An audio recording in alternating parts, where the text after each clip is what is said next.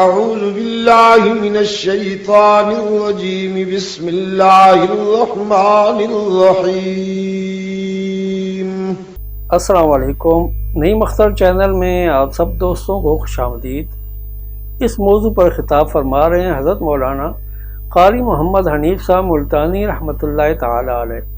تو آئیے ہم سب مل کر حضرت قاری صاحب کا یہ بیان سنتے ہیں. وما ارسلناك الا رحمة للعالمين. صدق الله مولانا العلي العظيم وبلغنا رسوله النبي الكريم ونحن على ذلك لمن الشاهدين والشاكرين والحمد لله رب العالمين. سب حضرات درود شریف پڑھ لیں. اللهم صل على محمد وعلى آل محمد كما صليت على إبراهيم وعلى آل إبراهيم إنك حميد مجيد.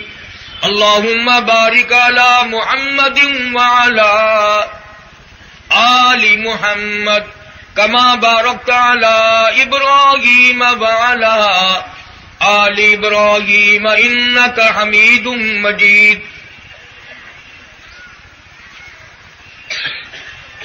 جناب صدر محترم، حضرات علماء کرام، محترم بزرگوں، عزیز دوستو، آج کی یہ بابرکت مجلس کوئی سیاسی غرض کے لیے نہیں، دنیاوی غرض کے لیے نہیں، بلکہ ہم سب امام الانبیاء محبوب کبریا حضرت محمد مصطفیٰ صلی اللہ تعالی علیہ وسلم کی تقریب سعید کے سلسلے میں اکٹھے ہوئے ہیں. کمشنر صاحب اور دوسرے افسران مبارکباد کے مستحق ہیں. ساری زندگی ان حضرات نے سیاسی دنیاوی جلوسوں کی، جلسوں کی صدارت کی ہوگی، قیادت کی ہوگی. مبارک ہو، آج کالی کملی والے کی ولادت باسعادت کی خوشی کے تقریب کے سلسلے میں صدارت فرما رہے ہیں. تمام کے تمام مسلمان آج عہد کریں کہ مقصد نبوت، مقصد بیس رسالت، اللہ پاک نے اتنا بڑا نبی، اتنا شان والا نبی آخر میں جو بھیجا، اس کو کیا دے کر کے بھیجا، کس لیے دنیا میں ان کو بھیجا؟ سونے چاندی کے کارخانے لگانے کے لیے نہیں، بلکہ اللہ پاک نے اپنی بہترین کتاب قرآن کریم دے کر کے بھیجا ہے. سرکار مدینہ صلی اللہ علیہ وسلم کی ذات اقدس اس دنیا میں جھوٹ کو ختم کرنے کے لیے تشریف لائے تھے، سچائی کو زندہ کرنے کے لیے تشریف لائے تھے، بدماشی، عریانی، فحاشی، ظلم کو ختم کرنے کے لیے تشریف لائے تھے، اور شرافت کو زندہ کرنے کے لیے تشریف لائے تھے. آج ساری امت کی ذمہ داری ہے کہ منصب نبوت کے مقصد کو سامنے رکھ کر اپنی زندگی کو بسر کریں. اور آج سب سے بڑا مسئلہ مسلمانوں کے لیے جہاد کا ہے. کو آج کے دوستو، اگر روس کوئی بم گرائے گا، وہ یہ نہیں دیکھے گا یہ شیعہ پہ پڑ رہا ہے، یہ سنی کے اوپر گر رہا ہے، یہ بریلوی کے گھر کو برباد کرتا ہے، یہ دیوبندی کے گھر کو برباد کرتا ہے، وہ تو پاکستان کو برباد کرے گا. ہم اپنے اندر نہ جانے کن چیزوں کو لے کر تتر بتر اپنی طاقت کو خراب کر رہے ہیں. وہ کم سے کم مسلمانوں، ان افغانستان کے نہتے مسلمانوں کے لیے ہر وقت دعا تو کرو.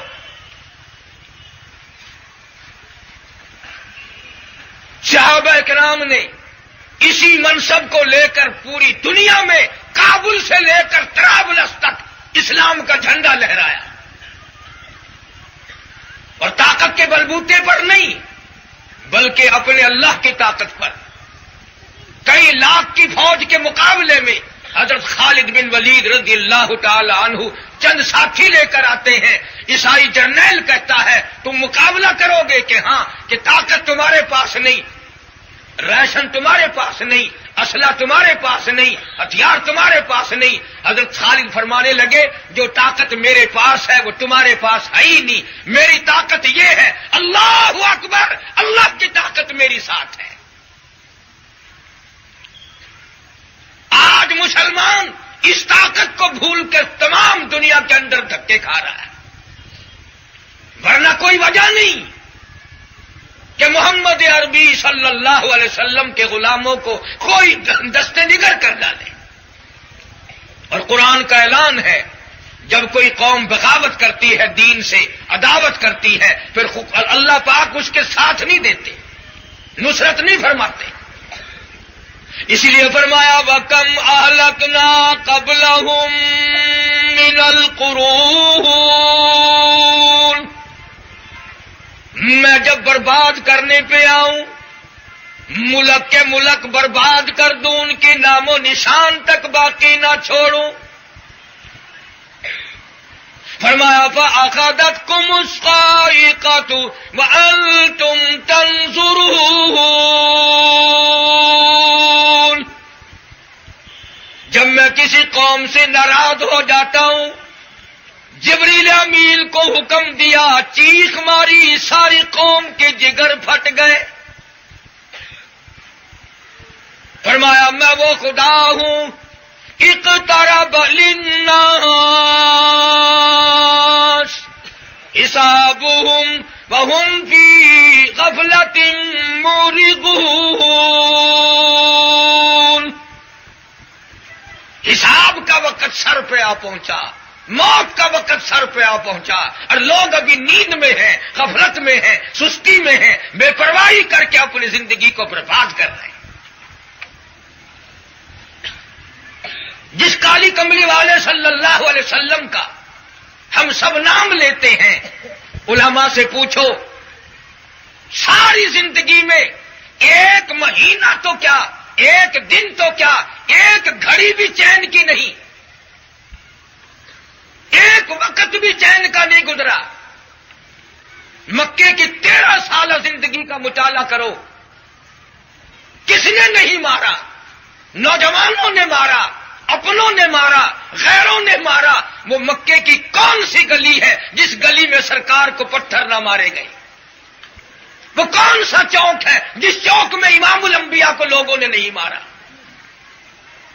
صحابی کہتا ہے کہ میں اس وقت تک مسلمان بھی نہیں تھا، اپنے ابا کے ساتھ مکے شہر آیا. ہم نے دیکھا ایک بہت بڑا مجمع لگا ہوا ہے، چاروں طرف لوگ ہیں، کسی کے ہاتھ میں ہڈی، کسی کے ہاتھ میں روڑا، کسی کے ہاتھ میں پتھر، تمام لوگ مار رہے ہیں، اور ایک اللہ والا بیچ میں کھڑا ہو کر سب کے پتھر کھا رہا ہے. صحابی کہتا ہے میرے دیکھتے دیکھتے اتنا مارا، امام الانبیاء کا لباس بھی خون میں ڈوب گیا. چوری نہیں کی، ڈاکہ نہیں مارا، کسی کا نقصان نہیں کیا، اس لیے کہ یہ اللہ کا نام کیوں لیتا ہے. صحابی کہتا ہے کہ میرے دیکھتے دیکھتے کہ چھوٹی سی بچی آئی، اس کے ہاتھ میں پانی کا پیالہ تھا، اس نے زمین پہ رکھ دیا اور وہ بھی اپنے ابا کو لپٹ گئی تو اس کے بھی کپڑے خون میں ڈوب گئے. اور بعد میں بیٹی کہتی ہے مکے والوں میرے ابا کا گناہ بتاؤ، قصور بتاؤ، خطا بتاؤ، اگر قرض ہوگا میں مزدوری کر کر کے چکا دوں گی، تو میرے ابا کو نہ مارو. سرکار زمین پہ تشریف فرما ہوئے، پانی کا پیالہ اٹھا کر منہ میں پانی لے کر کلی جو کی تو منہ سے لہو آیا. آخرکار بیٹی پوچھتی ہے ابا لوگ کیوں مارتے ہیں؟ فرمایا لختے جگر تیرا ابا لوگوں کو دوزخ سے نکال کر جنت الفردوس کا وارث بنانا چاہتا ہے، قرآن سناتا ہے، اللہ کی توحید کا پیغام دیتا ہے، اس لیے مار پڑتی ہے. تو عرض کیا گھر والوں کو سناؤ، ہمیں سناؤ، بازار والے اگر نہیں سنتے تو انہیں نہ سناؤ. فرمایا لگتی جگر میری بڑی مجبوری، وَأَنذِرْ عَشِيرَتَكَ الْأَقْرَبِينَ، مجھے بھیجا اسی لیے گیا ہے، پتھر کھاتا جا، میرا قرآن سناتا جا۔ بازار سے تشریف لائے، اپنے گھر میں پہنچے، فرمایا بیٹی پانی لے آ۔ جناب سیدہ فاطمۃ الزہرا رضی اللہ تعالی عنہا پانی لے کر حاضر خدمت ہوئی۔ شاید میرے ابا وضو فرمائیں گے، پانی پئیں گے، لیکن ابا نے فرمایا پانی لے کر میرا سر دھو پہلے۔ کیا وجہ ہوئی؟ میں گلی سے گزر رہا تھا، کسی کمینے نے اس چہرے پہ گند پھینک دیا جس چہرے کی خدا نے قرآن میں قسمیں کھائی ہیں۔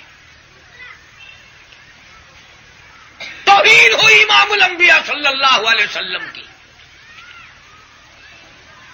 شہنشاہ کائنات نے بیت اللہ میں کھڑے ہو کر جب اللہ کا قرآن سنایا، تاریخ شاہد ہے، علماء سے پوچھ لیں، مکے کے کافر آگے بڑھے اور سرکار کے گلے میں کپڑا ڈال کر اتنے بل چڑھائے، اتنے بچ چڑھائے، امام الانبیاء کی آنکھیں باہر نکل آئی۔ مارا ہے محمد کریم صلی اللہ علیہ وسلم کو۔ یہ ساری تکلیفیں اٹھا کر اس امت کو اللہ پاک کا کلام قرآن کریم دیا۔ اور میں ایک بات عرض کر دوں کو آج کے دوستوں، یہ سارا جہان بے وفا ہے۔ میں قسم کھاتا ہوں، افسر ہوں، ڈاکٹر ہوں، ذمہ دار ہو، خان ہو، کوئی بھی ہو، جس زمین کے اوپر آج بیٹھے ہو، میں قسم کھاتا ہوں ایک دن اس زمین کے اندر جاؤ گے، سارا جہان فانی ہے، ایک اللہ کا قرآن وفادار ہے، خدا کی کتاب وفادار ہے۔ یہ اپنے بیٹے، اپنی بیٹیاں، اپنی اولاد جن کپڑوں میں باپ کی موت آ جائے ان کپڑوں کو ہاتھ لگانے کو تیار نہیں، پہننے تو کیا ہاتھ لگانے کو تیار نہیں۔ جس چارپائی پہ ابا کی موت آ گئی اس چارپائی پہ سونے کو گھر کا کوئی آدمی تیار نہیں۔ دیکھا آپ نے کتنی نفرت ہے۔ اس لیے قرآن کہتا کلا اذا بلغت التراقی وقیل من راق، جب موت کا جھٹکا لگتا ہے اور موت کے پسینے آتے ہیں اور اعضاء ٹوٹتے ہیں، خدا کا قرآن کہتا ہے والنازعات غرقا، قسم ہے ان فرشتوں کی جو روح کو، رگوں کو توڑ توڑ کر نکالتے ہیں۔ کبھی ہم نے تصور میں بھی کی یہ بات کہ یہ سارا نظام فانی ہے، ایک اللہ کی ذات کو باقی ہے، اللہ کا کلام باقی، اللہ کے پاک پیغمبر کی پیغمبری باقی۔ اس لیے فرمایا قل متاع الدنیا قلیل، دنیا تھوڑے دنوں کی ہے، والآخرۃ خیر لمن اتقی، آخرت باقی رہنے والی ہے۔ میں عرض کر رہا تھا ہمارا گھر وفادار بے وفا، ہمارے مکان خدا کی قسم اس شہر کوہاٹ میں نہ جانے کتنے لوگ آباد ہو کر قبروں میں چلے گئے، کتنے لوگ مالک بن کر اپنی ملکیت کو چھوڑ کے آخرت کی طرف چلے گئے۔ میں وہ بات کرتا ہوں آج جناب فاروق اعظم رضی اللہ تعالی عنہ جیسا بہادر زمین پہ کروٹیں بدلتا ہے، رو رہے ہیں۔ کسی نے پوچھا او فاروق بہادر تجھے کیا ہوا، تو کیوں رویا؟ فرمانے لگے لوگوں تمہیں پتہ نہیں، قبر کا اندھیرا یاد آ گیا، میرا جگر پھٹ گیا۔ جناب عثمان رضی اللہ تعالی عنہ ساری رات مصلے پہ کھڑے ہو کر روتے ہیں، اور کسی نے پوچھا تجھے تو دنیائی میں 10 مرتبہ نبی نے جنت کا ٹکٹ دیا، تجھے رونے کی کیا پڑی؟ فرمایا قبر کے اندھیرے نے میری رگوں کو توڑ کے رکھ دیا۔ اللہ کا قرآن وفادار ہے۔ آیت الکرسی کی آیت ہے قرآن کریم میں، آیت الکرسی کہتی ہے اللہ کی بندے اگر سوتے وقت تو مجھے پڑھ کے اپنے دروازے پہ دم کر دیا کرے، مالک کائنات کی قسم تو سویا کر، رات کو میں پہرے داری کروں گی۔ سورہ تبارک الذی کہتی ہے او اللہ کے بندے عشاء کی نماز کے بعد اگر تو میری تلاوت کیا کرے قبر میں تو سویا کرے گا میں تیری سارے عذابوں سے پہرے داری کروں گی۔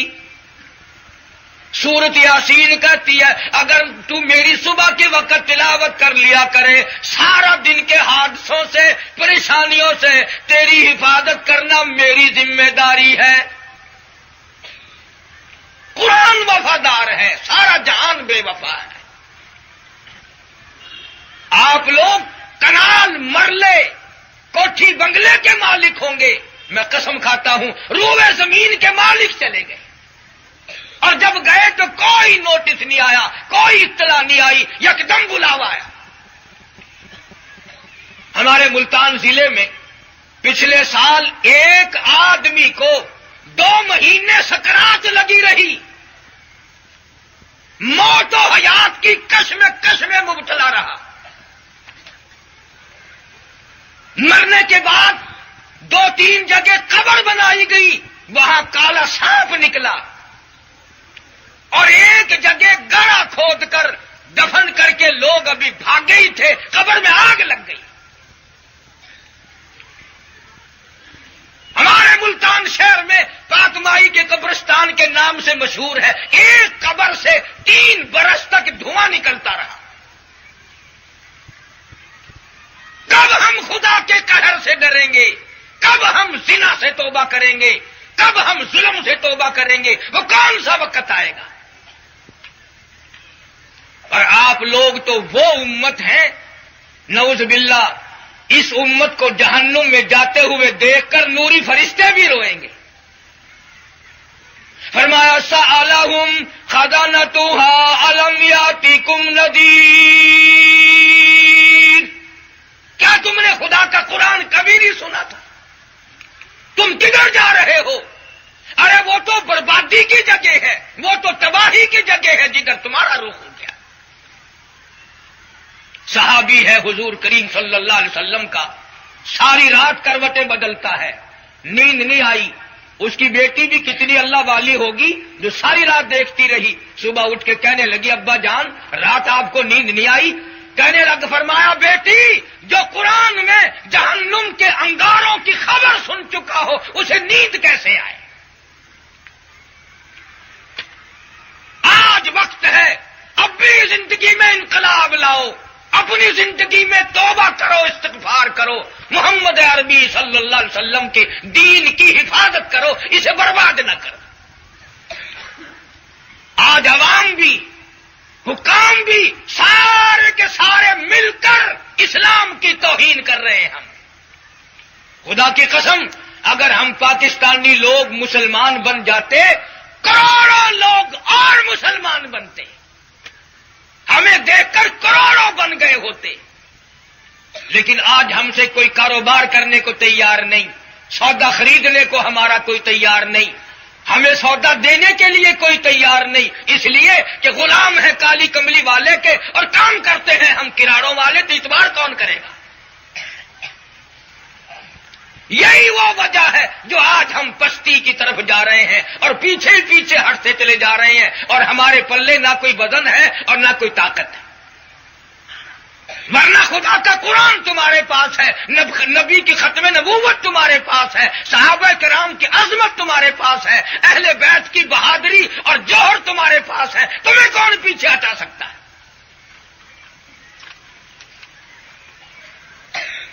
حضرت حذیفہ بن یمان رضی اللہ تعالی عنہ اور عبداللہ بن جابر رضی اللہ تعالی عنہ 2 صحابہ کی عراق میں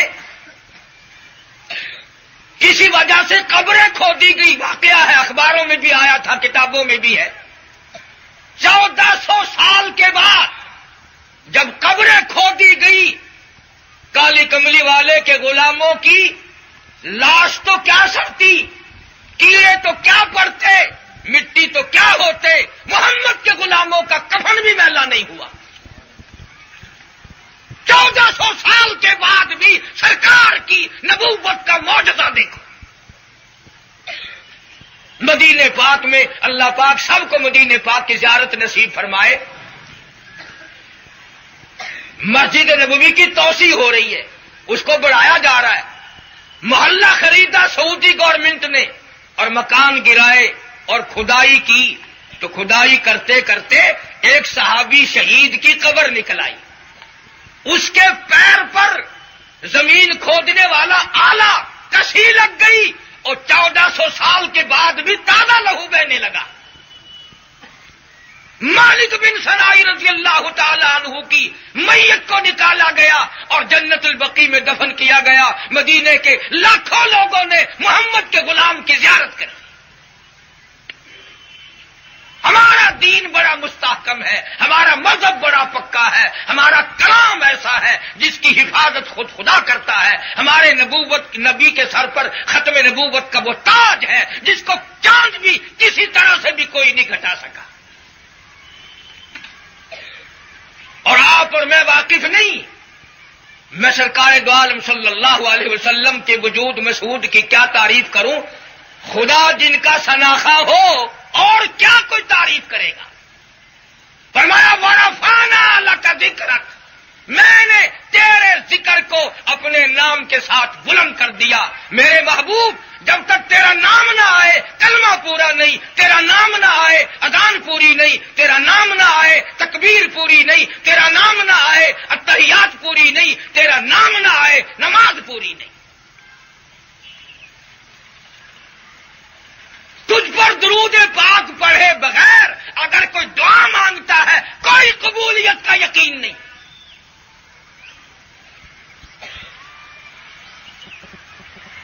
میری بھی انگلی ہے، آپ کی بھی انگلی ہے، یہ تو انگلی ہے، اور سرکار کی انگلی کا اشارہ پا کر چاند کا کلیجہ پھٹ گیا۔ سرکار نے انگلی کا اشارہ درختوں کو فرمایا، جڑوں سے اکھڑ کر سرکار کے قدموں میں آ گئے۔ یہی پیاری انگلی یتیم کے سر پہ پھر گئی تو بادشاہ بنا دیا۔ اور میں آپ کو عرض کر دوں، آج سارے ملک میں خوشی ہے، ولادت باسعادت کی خوشی ہے، پیغمبر خدا صلی اللہ علیہ وسلم کی آمد کی خوشی ہے۔ اللہ پاک بڑا بے نیاز ہے، وہ عالم الغیب بھی ہے، اس نے ولادت کا دن بھی وہ کی اور وفات کا دن بھی وہی رکھ دیا، اس لیے تاکہ لوگ خوشی میں آ کر ناچے نہ، تماشا نہ کرے، فوراً موت حضور کی یاد آ جائے، اور غم میں نڈھال نہ ہو، فوراً حضور کی پیدائش کی خوشی یاد آ جائے۔ آپ اور میں اس غم سے واقف نہیں جو بلال کو پہنچا تھا۔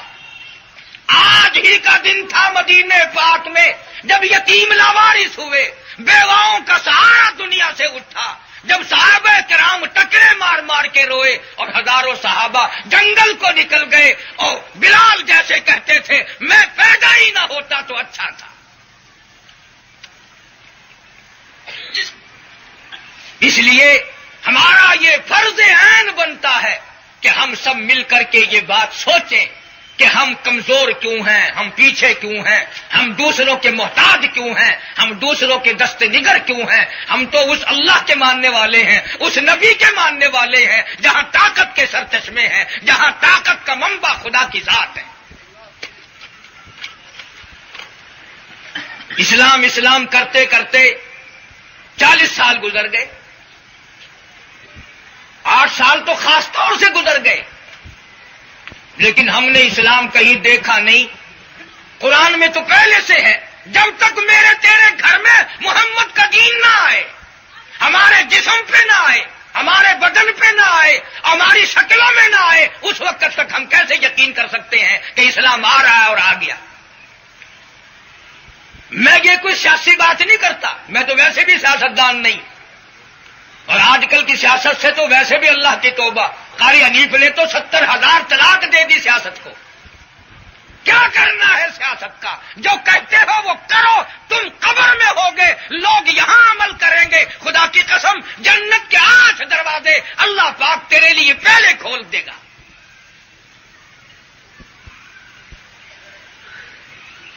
صحابہ کرام نے وہ کارنامے انجام دیے۔ دریا سامنے ہے، تلاتم ہے، طغیانی ہے، طوفان ہے، راستہ نہیں ہے۔ حضرت سعد نے دریا کو حکم دیا، یا ایھا البحر اور دریا موسیٰ علیہ السلام کے غلاموں کو رستہ بنا کے دے اور محمد کے غلام کھڑے ہیں طرف تیرے کنارے پہ. تاریخ شاہد ہے دریا نے سڑکیں بنا کر پیش کر دی، سڑکیں بنا کر پیش کر دی. ایک صحابی کا لکڑی کا پیالہ دریا میں گر گیا، دوسرے نے کہا اٹھا لے، نیزے سے اٹھا لے، کمان سے اٹھا لے. کہنے لگا اللہ کے راستے میں نکلا ہوں، پار جاؤں گا، میرا پیالہ آگے ملے گا انشاءاللہ. چنانچہ ایسے ہی ہوا. افریقہ کے گھنانے جنگل میں صحابہ کرام نے چھاونی بنانے کا ارادہ کیا تو علاقے کے لوگوں نے کہا کہ بھئی ویسے تو ہمارے یہ دینی دشمن ہیں پر انسان ہیں، ان کو جا کے خبردار کرو، یہاں نہ بناؤ، چیتے ہیں، بگیاڑ ہیں، ہاتھی ہیں، شیر ہیں، بڑے بڑے جانور ہیں، یہاں نہ بناؤ، کسی اور جگہ بناؤ. جا کے خبر کی، سرکار کا ایک غلام اٹھا، وضو کیا، 2 رکعت نماز ادا کی اور درخت پہ چڑھا اور جنگل کے جانوروں کو کہتا او چیتو، او بگیاڑو، او شیرو، او ہاتھیو، ہم غلام ہیں محمد مصطفیٰ صلی اللہ تعالی علیہ وسلم کے اور ہم یہاں چھاونی بنانا چاہتے ہیں. میں حکم دیتا ہوں جنگل کو خالی کر دو. تاریخ شاہد ہے چند گھنٹوں میں سارے جانوروں نے جنگل کو خالی کر دیا. مدینہ پاک میں ایک آدمی دوڑتا ہوا آیا کہ جی راستے میں شیر بیٹھا ہے، لوگ کھڑے ہیں، راستہ بند. عبداللہ بن عمر رضی اللہ تعالی عنہ نے یہ نہیں فرمایا مجھے لاٹھی لا کے دو، مجھے لکڑی لا کے دو، مجھے تلوار لا کے دو. گئے اور شیر کا کان پکڑ کے مروڑ کے فرمایا تجھے کس نے اجازت دی محمد کے غلاموں کا راستہ روکنے کے لیے کیوں یہاں بیٹھا ہے؟ جنگل کو نکل گیا دم ہلاتا ہوا. مقصد میرا عرض کرنے کا صرف یہ ہے کہ آج خوشی کا دن ہے، پیغمبر صلی اللہ علیہ وسلم کی آمد کا دن ہے، بعثت کا دن ہے، پیدائش کا دن ہے. کچھ ہم بھی تو کمائیں، کچھ ہمارے پلے بھی تو پڑے. جو نماز نہیں پڑھتا وہ نماز کا عہد کرے، جو جھوٹ بولتا ہے وہ سچ بولنے کا عہد کرے، جو ظلم کرتا ہے وہ خدا کی حضور میں توبہ کرے، ورنہ موت آئی. تھوڑا سا تاریخ کا اگر آپ پیچھے ہٹ کر مطالعہ کریں گے تو آپ کو کچھ اور نظر آئے گا. سلطان عالمگیر رحمت اللہ علیہ بادشاہ ہو کر، اور بادشاہت بھی در خیبر سے لے کر چاٹا گاؤں کی پہاڑیوں تک کا حکمراں، سلطان عالمگیر قرآن کا عالم تھا، قرآن کا حافظ تھا، قرآن کا مفسر تھا. 5000 نبی پاک صلی اللہ علیہ وسلم کی حدیث پاک عالمگیر بادشاہ کو زبان نہیں آتی. سلطان صلاح الدین خلجی رحمت اللہ علیہ، ہمارے عربی مدرسوں میں ہدایہ کتاب پڑھائی جاتی ہے، 2 سال میں سلطان صلاح الدین کو ہدایہ کتاب زبان نہیں آتی. سلطان ناصر الدین محمود دلی کے تخت شہنشاہی پہ 21 برس بیٹھ کے حکومت کرتا ہے. 21 سال میں 21 آنے بھی سرکاری خزانے سے نہیں لیے. گھر والی نے کہا میں تنگ ہوتی ہوں، کپڑے دھونے پڑتے ہیں، روٹی. آج ہمیں حلال کا کفن بھی نصیب نہیں. سمنگلر کو سمنگلری کا کفن مل رہا ہے، بلیک مارکیٹ کرنے والے کو بلیک کا کفن ملتا ہے، رشوت خار کو رشوت کے پیسوں والا کفن مل رہا ہے. ہمارے اکابر جو پوری دنیا میں بڑی بڑی طاقتوں سے ٹکرائے، ان کے پاس اللہ کے دین کی طاقت تھی.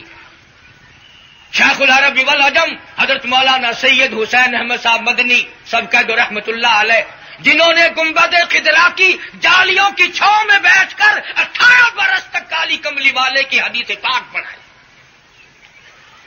اور تنخواہ لے کر نہیں، مدینے کی گلیوں سے سبزیوں ترکاریوں کے چھلکے اٹھا لاتے تھے، شام کے اندھیرے میں پانی کے دھو کر اور چاقو سے ٹکڑے کر کے چبا کر پانی پی کر حسین احمد ریاض الجنہ میں کھڑے ہو کر ساری رات خدا کا قرآن پڑھتے تھے. خود لکھتے ہیں نقش حیات میں کہ ایک چٹاک مسور کی دال کا پانی ابال کر 11 آدمی پی کر سو جایا کرتے تھے. انہی کو قرآن کہتا ہے والذین یبیتون لربہم سجدا وقیاما. یہ وہ لوگ ہیں جن کی راتیں اللہ کے یہاں سجدے میں اور قیام میں ختم ہو جاتی ہیں. دلیر بڑے تھے اکابر، کسی وقت بھی پیچھے ہٹنے والی بات سوچی تک نہیں. 4000 عربی مدرسہ تھا دلی میں، پانی پت میں، مراد آباد کے اطراف میں. انگریز سے جو ٹکرائے، 4000 مدرسوں کے معلم، استاد، محتمم، روٹی پکانے والے، جھاڑو دینے والے، تمام کے تمام درختوں کی ٹہنیوں پر پھانسی کے تختے پر انگریز لٹکا دیا، مگر کافر کے سامنے سر جھکانے کے لیے ایک بھی تیار نہ ہوا. آپ لوگ ان کی قدر نہیں جانتے. انہیں کی جوتیوں کا صدقہ ہے آج ہم آزادی کا سانس لے رہے ہیں. وہ اگر قربانی نہ دیتے آج تجھے کیا ملتا؟ تمام کے تمام ہماری آزادی ان حضرات کی جوتیوں کے صدقے میں ہے. انہوں نے قربانیاں دی. آج ہم اس کو سنبھال نہیں سکتے. صحابہ کرام نے وہ قربانیاں دی. غزوہ خندق میں ایک صحابی حضور کی خدمت میں اس نیت سے آیا کہ میں بڑا پریشان حال ہوں، حضور دیکھیں گے تو مجھ پر ترس کھائیں گے. سرکار کے سامنے آ کر اپنا کرتا اٹھا دیا. لوگوں نے دیکھا ایک پتھر بندھا ہوا تھا. ہزاروں صحابہ کرام کے سامنے امام الانبیاء نے رحمت والے ہاتھوں سے جب اپنا کرتا اٹھایا تو لوگوں نے دیکھا 2 پتھر بندھے ہوئے تھے. درختوں کے پتے چبا چبا کر محمد عربی صلی اللہ علیہ وسلم نے قرآن کریم کی تلاوت کی اور صحابہ کرام کو پڑھایا اور ان کو خوددار بنایا. حضرت برہ ابن عازب رضی اللہ تعالی عنہ جلیل القدر صحابہ میں سے ہے. فاروق اعظم نے پوچھا اپنے ایمان لانے کا کوئی واقعہ بتا. فرمانے لگے بتاؤں یا آنکھوں سے دکھاؤں؟ کہ دکھاؤ گے کیا؟ کمر سے کرتا اٹھا دیا. فاروق جیسے بہادر کی چیخ نکل گئی.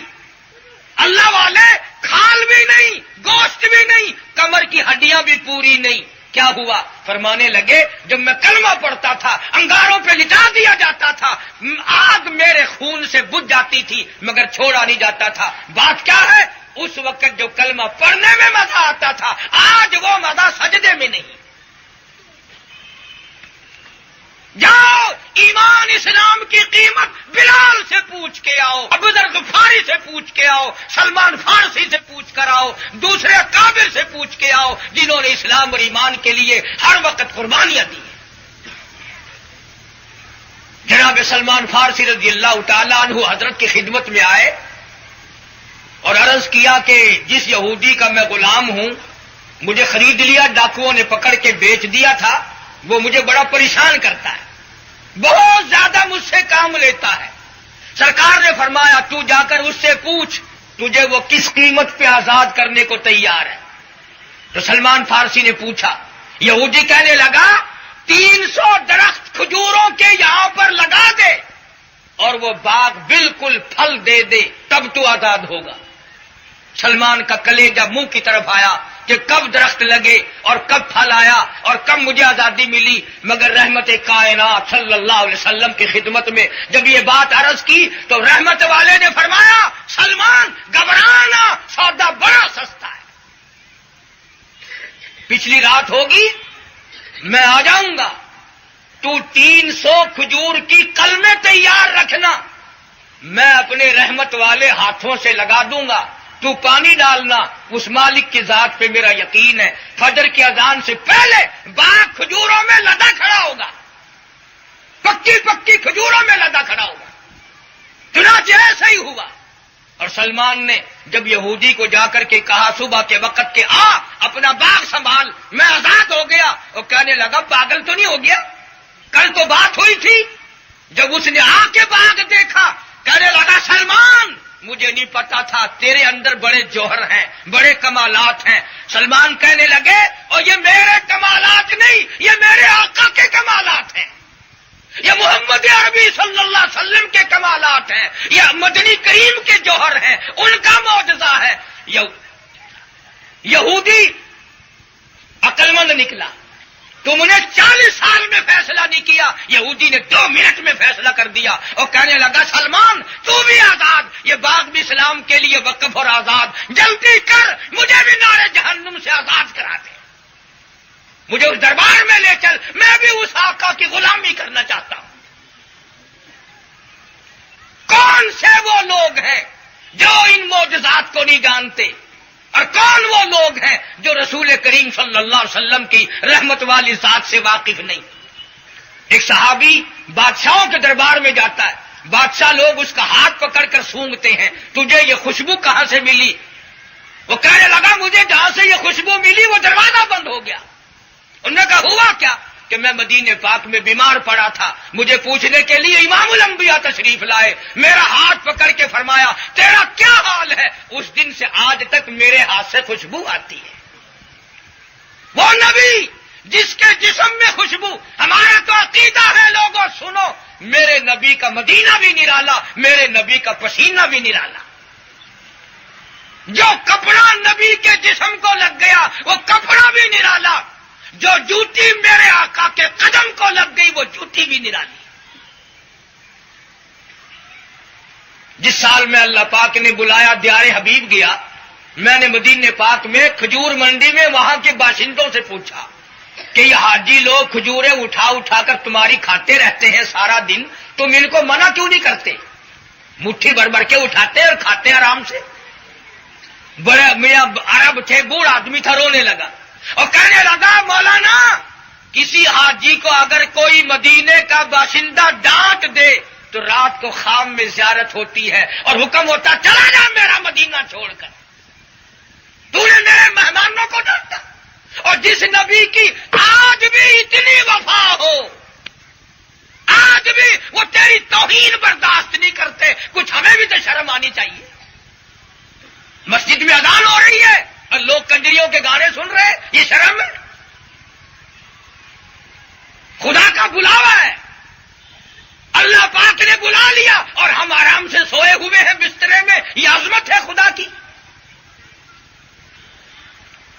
سردی کا موسم ہے، رات کو جب اپنا کمرہ بند کرتے ہو تو یہ سوچ لیا کرو اب تو مجھے امید ہے کہ میں صبح کو اپنا دروازہ کھول دوں گا، ایک دن قبر میں ایسا بند ہوں گا کہ کھلوں گا ہی نہیں۔ جب کمبل منہ پہ رات کو لیتے ہو رضائی، سوچ لیا کرو اب تو مجھے امید ہے کہ میں صبح کو اپنا منہ کھول لوں گا، ایک دن کفن میں ایسا چھپے گا کہ کھلے گا ہی نہیں۔ اس لیے اللہ کے قرآن نے بھی اعلان کر دیا کہ اگر تم سب کچھ لے کر آؤ گے تو تمہارا استقبال کیا جائے گا، نہ تمہاری شکلیں دیکھی جائیں گی، نہ تمہارا لباس دیکھا جائے گا، تمہارے اعمال دیکھے جائیں گے، تم عمل کس قسم کا ساتھ لائے۔ چھوٹے بڑے امیر غریب اپنے اعمال کو سدھارو، محمد عربی صلی اللہ علیہ وسلم کی صحیح غلامی بجا لاؤ، نبی کی صورت سے پیار کرو، اپنی صورت کو نبی کی صورت سے ملاؤ، اپنی سیرت کو نبی کی سیرت سے ملاؤ، اپنے لباس کو کالی کملی والے کے لباس سے ملاؤ، اپنی تمام زندگی کو سرکار دو عالم صلی اللہ علیہ وسلم کی غلامی کے سانچے میں ڈالو گے، انشاءاللہ 2 جہان میں کامیابی ملے گی۔ روس ہو، امریکہ ہو، پوری دنیا کے طاقت والے ہوں، خدا کی قسم تو کالی کملی والے کا بن جا، سارا جہان تیرا بن جائے گا۔ ہاتھ میں دیا جائے گا اور برے لوگوں کا برا نام اعمال چھاتی کو چیر کر پیچھے سے نام اعمال پکڑایا جائے گا، یہ پہچان ہوگی کہ یہ ہے وہ پرانے بدماش جو خدا کے دین کے باغی تھے، رسول اللہ کے فرمان کے باغی تھے، اللہ کی توحید کے باغی تھے، خدا کے قرآن کے قانون کے باغی تھے۔ تمام لوگوں کے سامنے الگ الگ پہچان ہو جائے گی۔ میں ہر بات قرآن کریم میں سے کرنے کی کوشش کر رہا ہوں تاکہ آپ کے اندر یقین پیدا ہو، آپ کے اندر جذبہ پیدا ہو، آپ کی بقایا زندگی کے اندر کچھ حالات اس قسم کے رونما ہو کہ کل قیامت کے دن کامیابی کا سامان مہیا ہو سکے۔ برے نام اعمال والے کے بارے میں قرآن کریم سے پوچھو، فرمایا وَأَمَّا مَنْ أُوتِيَ كِتَابَهُ بِشِمَالِهِ فَيَقُولُ يَا لَيْتَنِي لَمْ أُوتَ كِتَابِيَهْ اے کاش میرا حساب و کتاب نہ ہوتا تو اچھا تھا، ولم ادری ما حسابیا، میرا حساب و کتاب نہ ہوتا تو ٹھیک تھا، ما اغنا عنی مالیا، میرا مال آج میری کام نہ آیا۔ میدان حشر میں رو رہا ہے، اور پھر یاد آئے گا کہ میں تو بادشاہ بھی تھا، میں تو گورنر بھی تھا۔ کہتا ہلاک عنی سلطانیہ، میری بادشاہت کہاں گئی، میری صدارت کہاں گئی؟ آواز آتی ہے خذوہ فغلوہ ثم الجحیم صلوہ ثم فی سلسلۃ ذرعها 70 ذراعا فاسلکوہ، پکڑو 70 گز کی زنجیروں میں جکڑ کر موندے منہ جہنم میں پھینک دو۔ کیوں؟ اس لیے کہ یہ تو اللہ کے نام کو بھی صحیح معنوں میں مانتا نہیں تھا، اور اللہ کی ذات بڑی بے نیاز ہے، وہ ہماری حسرتوں، ہمارے ارمانوں، ہمارے جذبات کو اچھی طرح سے جانتا ہے کہ ہم لوگ شادیوں میں، ہم لوگ خوشیوں میں ٹی پارٹیاں مناتے ہیں، بڑے بڑے اجلاس مناتے ہیں۔ فرمایا میرے بندے، دنیا میں تجھے بڑا گھمنڈ تھا، فلانے سے میری یاری ہے، فلاں سے میری تعلق داری ہے، آجا۔ فرمایا فلیس لہ اليوم ہاہنا حمیم، بلا لے، اگر کوئی تیرا جگری دوست ہو اسے بلا۔ لا طعام الا من غسلین، میں نے تمہارے لیے لو اور راد اور پیپ کے دریا تیار کر رکھے ہیں، تم پینے کے عادی ہو، تمہیں پلاؤں گا۔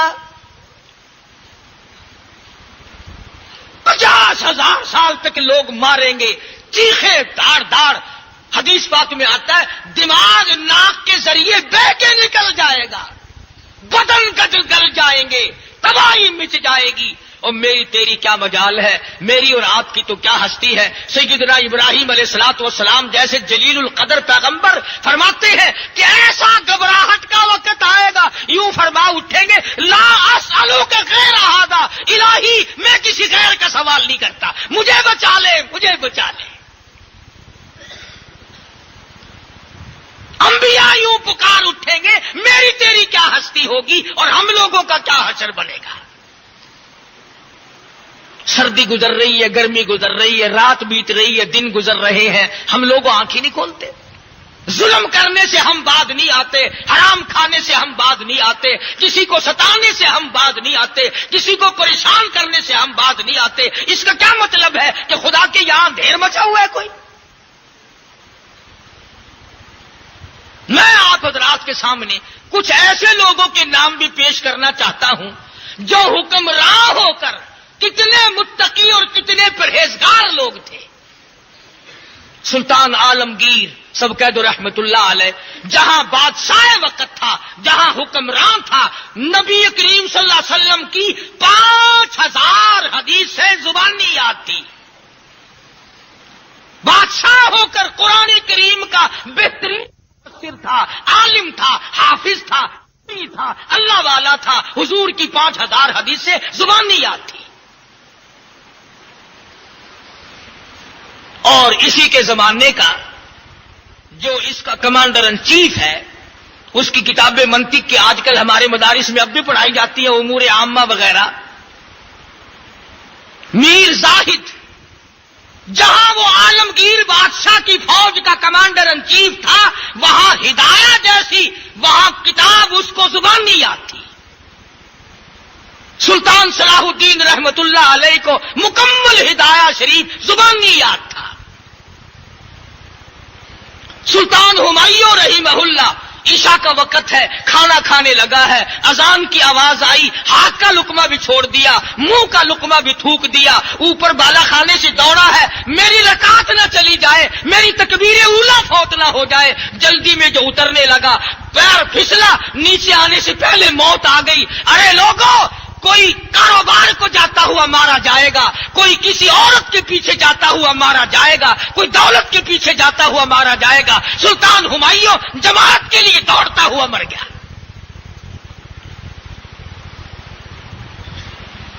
شمس الدین التمش مغلیہ خاندان کا چشم و چراغ ہے، ہندوستان کا حکمراں ہے، ساری زندگی میں جب سے ہو سنبھالا ایک وقت بھی ایسا نہیں کہ ایک دن کی ایک رکعت قضا ہوئی ہو۔ بلکہ آپ کو ایک دلچسپ واقعہ سناؤں۔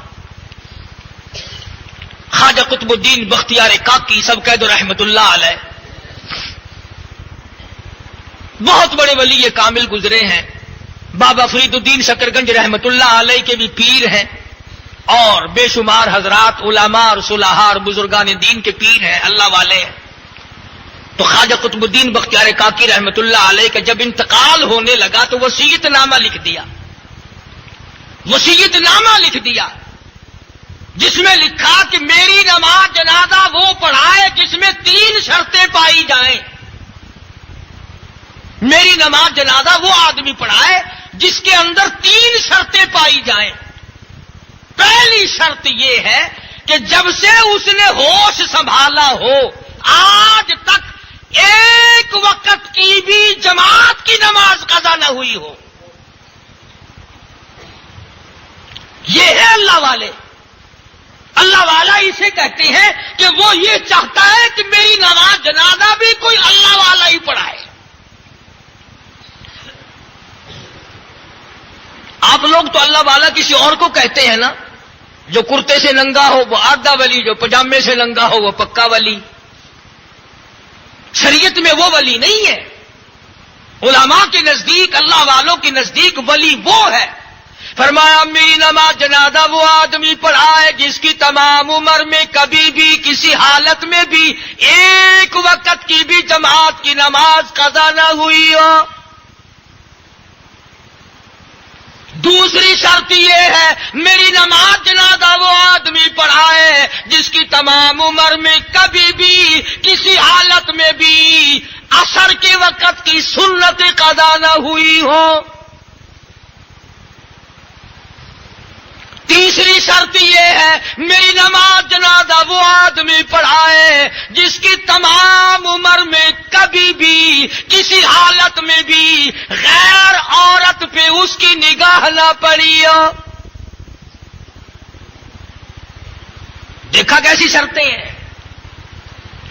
آپ نہ جا کے لکھ کے رکھ دینا سرانے کے نیچے بغیر جنازے کے جانا پڑے گا، اب ایسا آدمی نہیں ملے گا، اور اگر ملے گا تو آپ تلاش نہیں کریں گے۔ کر و فر کے عادی ہو، بناوٹ کے عادی ہو، فیشن لیبل لوگ ہو، کب تلاش کرنے نکلو گے؟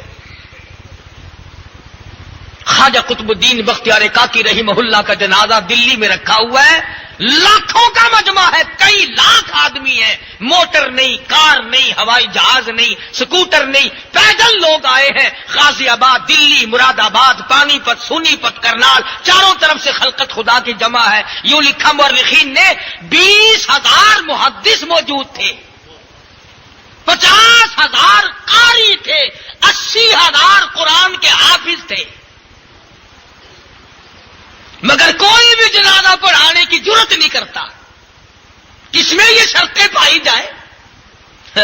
اگر آج کل ایسا اعلان کرو گے، ایسا آدمی لنگوٹا کس کے سامنے آئے گا جس نے کبھی فرض پڑھے ہی نہیں ہوں گے، تو کہے گا چلو میاں، نہیں پڑھے تو نہیں سے اخبار میں فوٹو تو آئے گا۔ بدقسمت قوم، اپنے مستقبل کو بیدار کرو۔ آج لوگوں کو جنازے کی دعائیں نہیں آتی۔ اس باپ کا جنازہ پڑھ رہے ہیں جس کی کوٹھی کا مالک، بنگلے کا مالک، کار کا مالک، بینک بیلنس کا مالک، زمین کا مالک، دکان کا مالک، اور آخری سلوک ہے کہ باپ کا جنازہ ہے، بیٹے کو جنازے کی دعا نہیں آتی۔ ماں کا جنازہ پڑا ہوا ہے جس نے 9 مہینے پیٹ میں رکھا، کئی سال گود میں لیے پھری، سر پہ اٹھائے پھری، تجھے پالا سنبھالا، شادی کی، تیری اولاد کو اٹھائے پھری، آج اس ماں کا جنازہ پڑا ہوا ہے لیکن بیٹے کو جنازے کی دعا نہیں آتی۔ اس لیے کہتا ہوں ان مدارس کے قریب آؤ، اپنے بچوں کو ان مدارس میں بھیجو تاکہ تیرا جنازہ تو پڑھ لے، ورنہ یوں ہی جانا پڑے گا۔ آتے لوگ بغیر وضو کے پڑھتے ہیں۔ تو خواجہ قطب الدین الدین بختیاری کاکی رحمت اللہ علیہ کا جنازہ رکھا ہوا، پڑھانے والا کوئی نہیں، کون جرت کرے؟ موت تو سب کی آنی ہے نا، اس لیے کہتا کہ کیسے کیسے گھر اجاڑے موت نے، کھیل کتنوں کے بگاڑے موت نے، پیل تل کیا کیا پچھاڑے موت نے، سرو قد قبروں میں گاڑے موت نے۔ بڑوں بڑوں کو موت کا جھٹکا جب لگا، خدا کی قسم ہوش خراب کرتی ہے، ہوش ٹھکانے نہیں رہتا جب موت کا جھٹکا لگتا ہے۔ اور یقین جانو، میرا تو یقین ہے سارا ملک مل کر، پوری طاقت مل کر کسی کا ایک سانس نہیں بڑھا سکتی، ایک سانس کا اضافہ نہیں ہو سکتا۔ خلیفہ منصور ایک بادشاہ گزرا ہے، اس نے ایک خواب دیکھا، ایک بڑا خوبصورت آدمی دیکھا تو پوچھا تو کون ہے؟ کہنے لگا اسرائیل ہوں۔ اس نے کہا واہ واہ، تیرے سے تو ایک بڑا کام ہے میرا، مجھے ذرا یہ تو بتا دے میری کتنی عمر باقی ہے؟ اس نے جو 5 انگلیاں دکھائی اور غائب ہو گیا۔ بادشاہ پریشان ہو گیا کہ بھی 5 کا کیا مطلب؟ اب لگا علماء اور مولویوں کو بلانے کہ بھی تعبیر بتاؤ میرے خواب کی۔ سب سے پہلے کوئی قاری حنیف جیسا ٹکر گیا، کہنے لگا حضرت جی 5 گھنٹے رہ گئے ہیں، تیاری کرو۔ پھر اور سے پوچھا، انہوں نے کہا نہیں جی 5 دن مراد ہے، کسی نے کہا 5 سال مراد ہے۔ ایک بیچارہ کوئی زیادہ ہی خدمت گزار تھا، کہنے لگا حضرت جی پریشان ہونے کی کوئی ضرورت نہیں، 500 سال آپ کہیں نہیں جاتے۔ تو اس سے بڑا خوش ہوا بادشاہ۔ تو حضرت امام ابو حنیفہ رحمت اللہ علیہ کو بلا کے پوچھا تو فرمایا نہ 5 گھنٹے، نہ 5 دن، نہ 5 سال، نہ 500 سال مراد ہے، بلکہ اسرائیل نے اشارہ کر دیا قرآن کریم کی ان آیتوں کی طرف کہ جو 5 چیزوں کے بارے میں خدا نے فرمایا کوئی نہیں جانتا، صرف میں جانتا ہوں۔ فرمایا ان اللہ عندہ علم الساعہ، کوئی نہیں جانتا قیامت کب قائم ہوگی، وَيُنَزِّلُ الْغَيْثَ، بارش کب ہوگی، کتنی ہوگی، وَيَعْلَمُ مَا فِي الْأَرْحَامِ، عورت کے پیٹ میں لڑکا ہے یا لڑکی کوئی نہیں جانتا، وَمَا تَدْرِي نَفْسٌ مَاذَا تَكْسِبُ غَدًا، کوئی نہیں جانتا کل کیا ہو جائے گا، وَمَا تَدْرِي نَفْسٌ بِأَيِّ أَرْضٍ تَمُوتُ، کسی کو پتہ نہیں زمین کے کس ٹکڑے پہ موت آئے گی، رات کو آئے گی یا دن میں آئے گی، صبح آئے گی یا شام کو آئے گی، آپریشن روم میں موت کا جھٹکا لگے گا یا بیوی بچوں کے سامنے تڑپ تڑپ کے مرنا پڑے گا، کسی کو کچھ پتہ نہیں۔ تو خواجہ قطب الدین بختیار کاکی رحمت اللہ علیہ نے شرطیں لکھ دی، سارا دن گزر گیا، جنازہ پڑھانے والا کوئی نہیں۔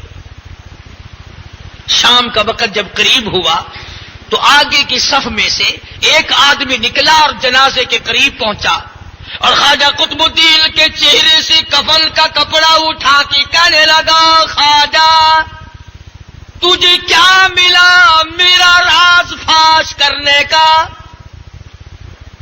تیرے سوا میرے رب کے سوا کوئی نہیں جانتا تھا میں کیسا ہوں، کون ہوں، میں چاہتا تھا یوں ہی موت آ جاتی، میرا راز مخفی رہتا، قبر میں یوں ہی رخصت ہو جاتا، آپ نے میرا راز فاش کر دیا، سمجھتا ہوں کسی کہہ رہے ہو، جانتا ہوں کس کو لکھ کے گئے ہو، اب میں پھنس گیا ہوں، اگر تیرا جنازہ پڑھاتا ہوں میرا راز نہیں بچتا، اپنا پردہ چھپاتا ہوں تیرا جنازہ پڑھانے والا کوئی نہیں۔ کفن کا منہ پہ کپڑا ڈال کر آ کے کہنے لگا صفے درست کرو میں جنازہ پڑھاؤں گا۔ محدثوں نے اعتراض نہیں کیا، علماء نے اعتراض نہیں کیا، مفتیوں نے اعتراض نہیں کیا کہ یہ شرطیں تیرے اندر نہیں پائی جاتی، اور ہندوستان کی تاریخ شاہد ہے کہ یہ اسی وقت کا حکمراں خواجہ شمس الدین التمش تھا۔ اندازہ لگائے حکمران اتنا متقی پرہیزگار کہ ساری عمر میں کبھی اس کی نگاہ غیر عورت پہ نہیں پڑی، ساری عمر میں کبھی اس کی جماعت کی نماز قضا نہیں ہوئی، ساری عمر میں کبھی اس کی عصر کی سنت قضا نہیں ہوئی۔ جب بادشاہ التمش جیسے تھے تو رعایا میں بھی خواجہ قطب الدین جیسے تھے، بوری شاہ قلندر جیسے تھے، اور بڑے بڑے اللہ والے لوگ موجود تھے۔ کسی اور ملک کی بات نہیں کر رہا، ناصر الدین محمود اسی ملک کا بادشاہ 21 برس حکومت کی ہے دلی کے تخت شہنشاہی پر، تاریخ شاہد ہے 21 سال میں 21 آنے بھی سرکاری خزانے سے وصول نہ کیے۔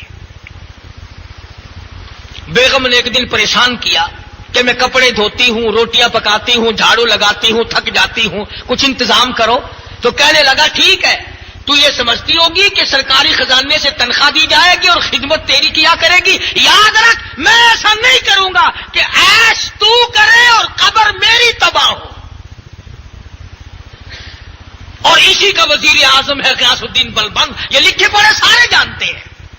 یہ تو آج کل ڈائجسٹوں کی مار پڑ گئی، ورنہ تمام لوگ جانتے ہیں کہ تاریخ کیا چیز ہے۔ غیاث الدین بلبند نے 22 برس حکومت کی ہے، 22 ٹکے بھی سرکاری خزانے کے نہیں کھائے۔ اور عالمگیر بادشاہ نے اپنے ہاتھ سے ٹوپیاں سی کر 6 روپے 12 آنے جمع کر رکھے تھے۔